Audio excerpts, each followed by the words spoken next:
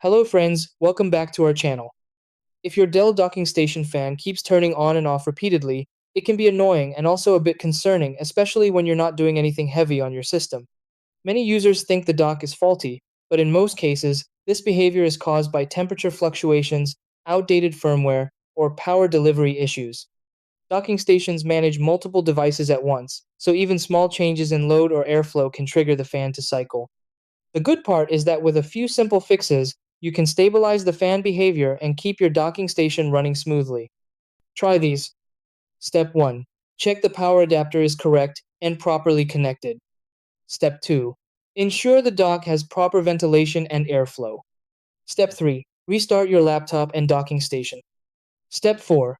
Update the dock firmware and system drivers. Step 5. Disconnect unused devices to reduce load on the dock.